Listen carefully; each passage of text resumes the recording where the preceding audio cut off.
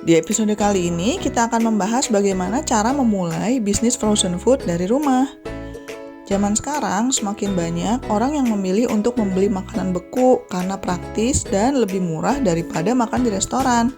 Nah, ini menjadi peluang bisnis yang bagus guys, karena sebenarnya untuk memulai bisnis frozen food, teman-teman bisa melakukannya di rumah. Nggak perlu punya pabrik guys. Mau tahu peralatan apa aja yang harus dibeli dan bagaimana tips pengiriman makanan beku keluar kota? Simak terus video ini. Sebelum kita membahas detailnya, jangan lupa subscribe dulu ke channel ini karena insya Allah saya akan membahas berbagai tips-tips dan cara-cara supaya teman-teman bisa mendapatkan uang tambahan.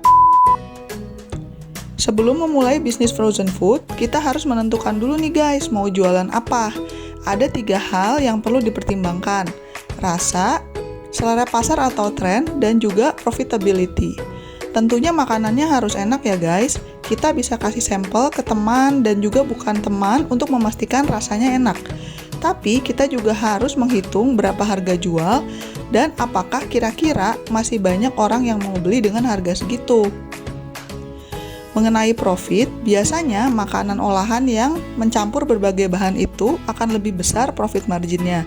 Misalnya, nugget itu lebih tinggi profitnya daripada ayam taliwang, karena kalau nugget bisa dicampur dengan tepung.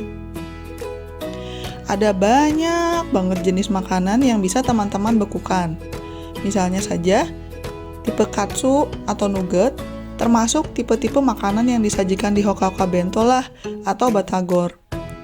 Bakso, sosis, makanan berkuah seperti sop buntut dan soto, daging seperti rendang atau sate, ayam seperti misalnya ayam bumbu kuning yang belum digoreng atau ayam taliwang, aneka sambal, baked goods seperti pizza, donat, pie, brownies, dan lain-lain, buah potong, dan masih banyak lagi.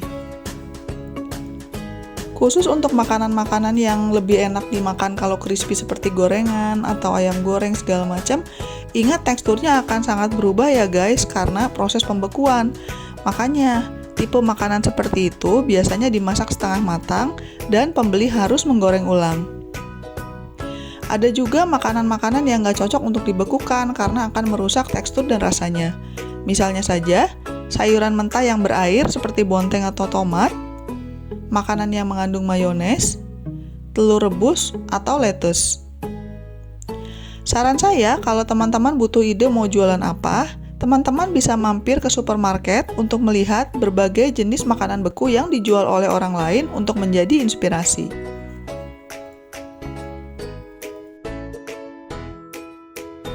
Sekarang mari kita bahas peralatan apa aja yang diperlukan untuk memulai bisnis makanan beku.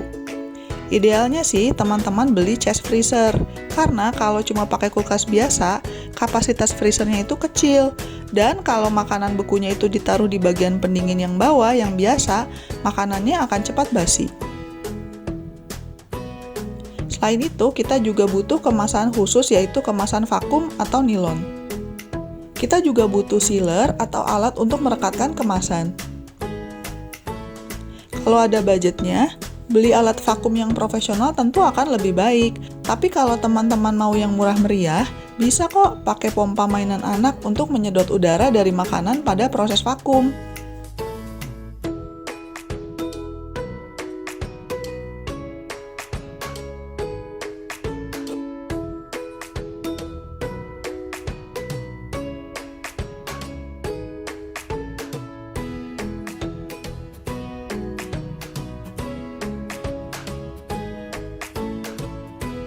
Dan yang gak kalah penting, label.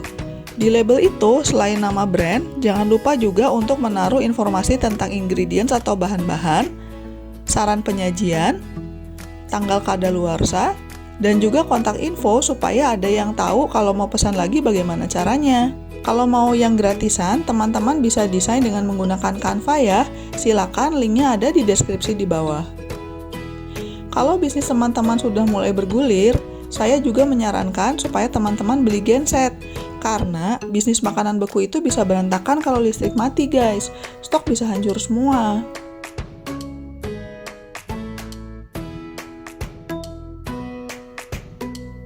Sebelum dibekukan, makanan yang sudah dimasak harus dipisahkan sesuai porsi packaging jualnya ya teman-teman. Karena kalau langsung dibekukan, nanti makanannya pada nempel-nempel semua dan nggak bisa dipisahkan lagi. Selain itu, pastikan makanan sudah pada suhu ruangan. Karena kalau masih panas-panas terus langsung masuk freezer, jadinya lebih cepat basi dan juga boros listrik.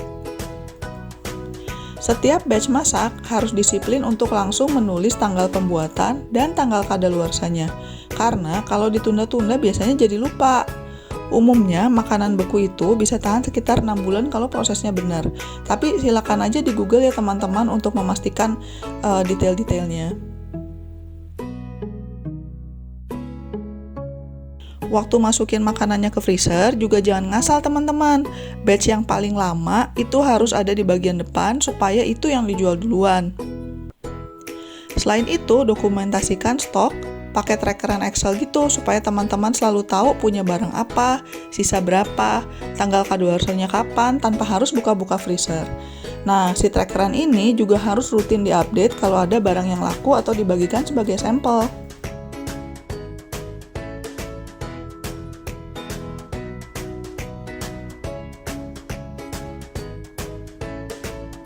Biar jualan online-nya laku, kita harus ada di berbagai platform. Jadi, jangan cuma dagang lewat WhatsApp aja guys, coba juga di Instagram, di Facebook, di berbagai marketplace, dan juga daftar ke food delivery service. Silakan klik link-link di atas karena saya sudah membahas di video-video lain mengenai cara berjualan lewat Instagram dan juga cara daftar bisnis rumahan ke food delivery service. Untuk pengiriman keluar kota, pastikan kita memilih jasa kilat yang bisa sampai dalam 1 hari. Karena kalau sampai berhari-hari makanan bekunya nggak akan tahan guys. Makanan bekunya itu harus di bubble wrap dengan tebal sebelum dimasukkan ke kotak supaya dia nggak cepat leleh. Untuk memperbanyak profit, kita bisa mengadakan promo. Misalnya, beli 5 pack gratis 1, seperti itu. Dengan maksud supaya pembeli jadinya beli 5 dan bukan cuma beli 1. Dan ketika pembeli ngorder, coba kita upsell dan tawarkan produk-produk lain juga. Bisa juga teman-teman menyebarkan sampel di acara arisan, sekolah anak, dan sebagainya. Tapi jangan lupa harus menyertakan informasi bagaimana mengontak teman-teman untuk order ya. Jadi bukan cuma sekedar bagi-bagi gratis doang. Karena makanan beku ini sensitif sama waktu penyimpanan, untuk batch yang tinggal 1 atau 2 bulan lagi sebelum kadaluarsa, teman-teman bisa mengadakan clearance sale. Mending didiskon deh daripada dibuang karena basi. Jangan lupa tapinya untuk menginformasikan tanggal kadaluarsa kepada pembeli supaya mereka tidak merasa ditipu. Nah, sekian dulu tips hari ini. Selamat berjualan teman-teman. Sekian dulu episode kali ini. Jangan lupa di like, komen, dan subscribe. Dan sebarkan juga ke teman-teman kalian karena insya Allah saya akan membahas lebih banyak lagi cara-cara supaya teman-teman bisa mendapatkan uang tambahan. Sekian dulu, selamat mencari uang tambahan. Dah!